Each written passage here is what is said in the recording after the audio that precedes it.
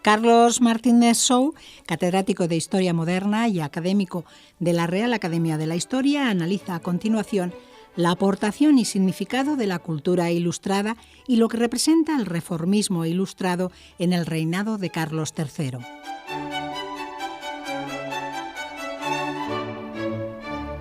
Buenos días.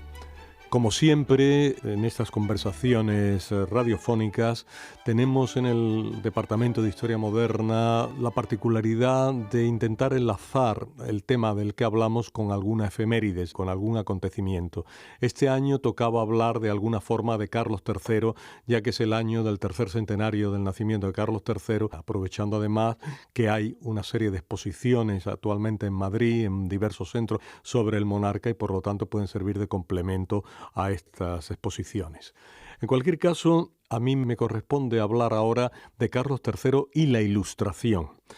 La cultura ilustrada, para definirla rápidamente, fue en España sobre todo el fundamento intelectual del reformismo borbónico. Todas las reformas borbónicas se apoyaron en esta cultura ilustrada, ya que los intelectuales del momento elaboraron una teoría que sirvió de base a la acción gubernamental. Esta teoría implicaba el protagonismo de la monarquía como motor de la modernización,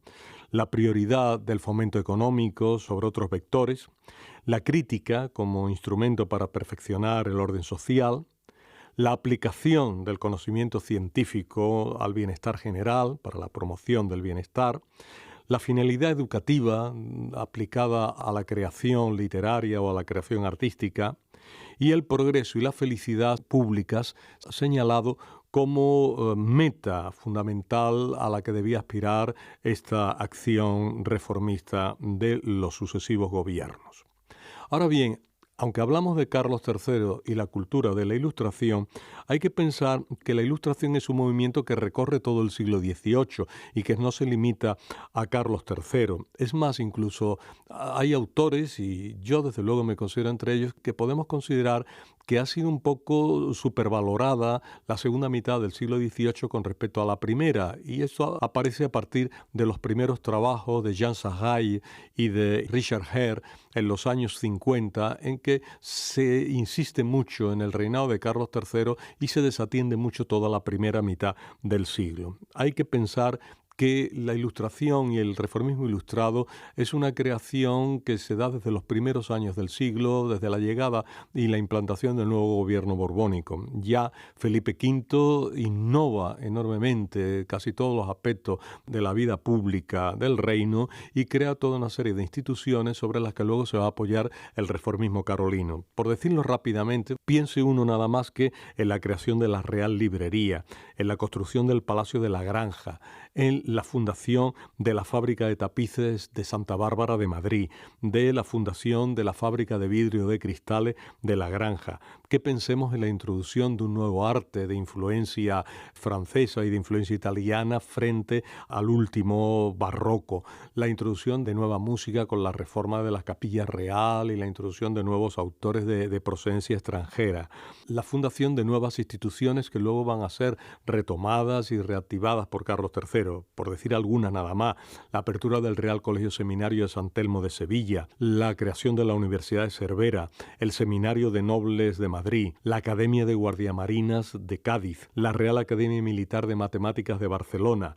y sobre todo las grandes academias centrales de Madrid, ¿no? Sobre todo la Real Academia Española para la Lengua y la Real Academia de la Historia. También, a dúo con el reinado siguiente de Fernando VI, la Real Academia de Bellas Artes de San Fernando. Es decir, que hay todo un basamento sobre el que se cimenta lo que será luego el reformismo carolino. Ahora bien, es cierto que posiblemente el reinado de Carlos III representa para la cultura de la Ilustración un momento, por una parte de aceleración, por otra parte de plenitud. Carlos III no innovó casi nada, eso es posible, pero sí que impulsó decididamente ese proceso de modernización que había arrancado de Felipe V. De esa forma, eso otorga una singularidad al reinado de Carlos III, sobre todo particularmente después de las 2 décadas prodigiosas que siguieron al motín contra Esquilache del año 1766. Ahí hay 20 y tantos años, ¿no?, de progreso ininterrumpido. Además, este reformismo carolino tiene también entre sus virtudes especiales el que las iniciativas oficiales se dan la mano de una respuesta paralela de lo que llamaríamos la sociedad civil, que colabora con este proyecto reformista que el gobierno propone y que también,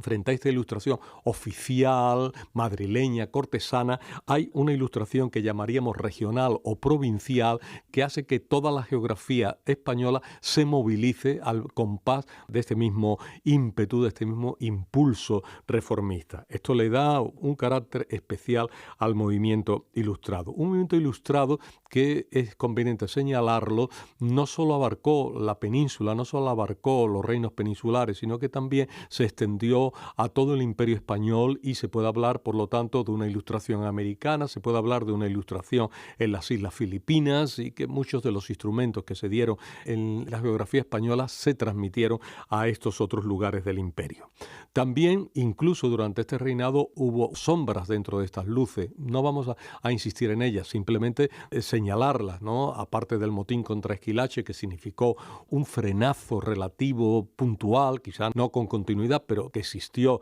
del motín contra Esquilache en el año 1766. Aparte de eso, hubo, por ejemplo, otro hecho muy discutido y muy debatido, como fue el de la expulsión de los jesuitas, que abarcó tanto el territorio peninsular como el territorio imperial. Hubo también, por ejemplo, algunos procesos muy controvertidos, como el proceso inquisitorial contra uno de los grandes ilustrados de la época, contra Pablo de Olavide. Es decir, que no todos fueron triunfos, también hubo algunos elementos negativos. En cualquier caso, el reinado se caracterizó por una serie de grandes logros. Quizá el que más señala el reformismo carolino, la ilustración en tiempo de Carlos III, es la creación de las sociedades económicas de amigos del país. Esto fue producto de una iniciativa privada, de ahí que podamos hablar de una incidencia de las reformas y de las culturas provinciales o regionales dentro del movimiento oficial. Esto aparece desde los caballeritos de Azcoitia, en la sociedad vascongada de amigos del país, y se transmite al gobierno central. Aquí se adopta ese sistema, ese modelo por parte de la sociedad matritense de amigos del país en el año 1775 y eso sirve para el relanzamiento de las sociedades económicas. Campomanes publica en el seno de la matritense su famoso discurso sobre el fomento de la industria popular y lanza una serie de llamadas para que se creen y se respalden las creaciones de otras sociedades económicas de amigos del país, todas las cuales van a tener una serie de atribuciones, pero para señalar rápidamente, van a intentar de alguna forma potenciar la formación profesional de agricultores y de artesanos y van a intentar emitir una serie de informes y de dictámenes sobre la situación económica y social en cada uno de los lugares donde están instaladas. Otro aspecto importante que se toca en el reinado, muy profundamente en el reinado de Carlos III, es el de la reforma universitaria. Aquí hay que citar, en primer lugar,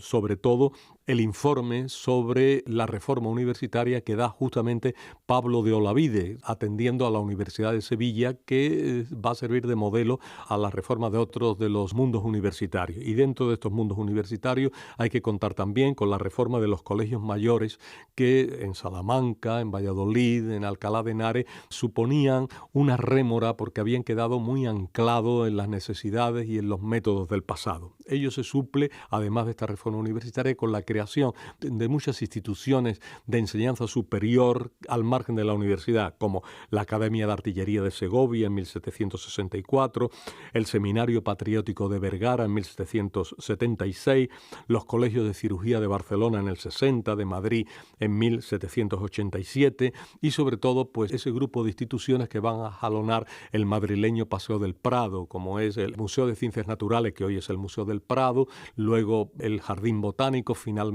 el Observatorio Astronómico ya fundado en tiempo de Carlos IV, es decir, toda una serie de instituciones nuevas que marcan este sentido de la renovación de la enseñanza superior en España.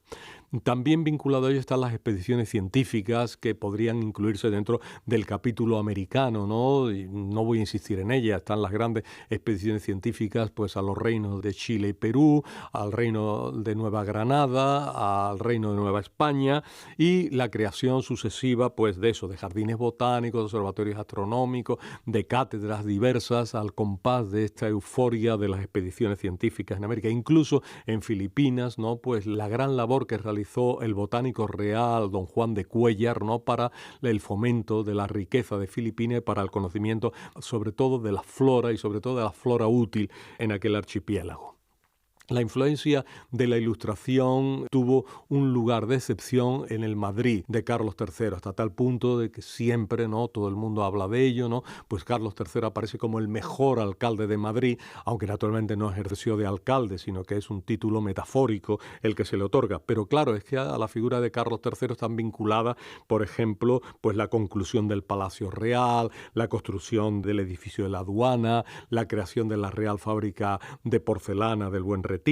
e incluso pues algunos de los verdaderos iconos del skyline madrileño, ¿no? Porque la Puerta de Alcalá, las fuentes del Paso del Prado, las Cibeles, Apolo, Neptuno, todo ello es de la misma época, ¿no? Si a eso le añadimos el Museo del Prado, el Jardín Botánico y el Observatorio Astronómico, bueno, nos encontramos con que la arquitectura más característica de Madrid ocurre justamente en este reinado. Pero no solo es arquitectura, no solo es enseñanza superior, realmente la cultura de la Ilustración inundó todas otras esferas, ¿no? Hay un gran auge de una nueva pintura de cámara en la cual está el genio ornamental de Gian Domenico y de Lorenzo Tiepolo, está el arte clásico, sobre todo retratístico, pero no únicamente retratístico, de Antón Rafael Mengs, y está luego toda esa pintura que significa la vida cotidiana madrileña, que son los grandes cartones para la fábrica de tapices de José del Castillo, de Antonio Carnicero, de Ramón Valleu, Francisco Valleu, y finalmente pues del más genial de los pintores de la época, Francisco de Goya. Al margen hay otros grandes pintores como Luis Paretti Alcázar o como Luis Meléndez. En la música ocurre otro tanto, ¿no? Pues es un momento crucial con las figuras del padre Antonio Soler o de Luigi Boccherini, o el auge de la tonadilla no tan española, ¿no?, con Blas de la Serna a la cabeza. El apoyo a la literatura es el momento de Jovellanos, del padre Isla, de don Ramón de la Cruz en el teatro, de Candido María Triguero, de José Cadalso, de Pedro de Montengón, de la poesía de Juan Meléndez Valdés, todo ello. En conclusión, para no seguir, porque esto parece casi una retahíla de nombres, ¿no?, y eso habría que profundizarlo más, solamente diremos que la Ilustración durante Carlos III marca un cenit dentro de este momento del reformismo ilustrado, y que estuvo a salvo todavía, no pues de los ataques procedentes, diríamos, de las fracciones más reaccionarias o de las fracciones más progresistas de carácter liberal. Al final es un momento de equilibrio que fue ensalzado por todos los contemporáneos a la muerte del monarca. El elogio fúnebre de Gaspar Melchor de Jovellanos y de muchos otros son el mejor testimonio de la valoración positiva, favorable, que en general tuvo la figura de Carlos III en el terreno de la cultura ilustrada.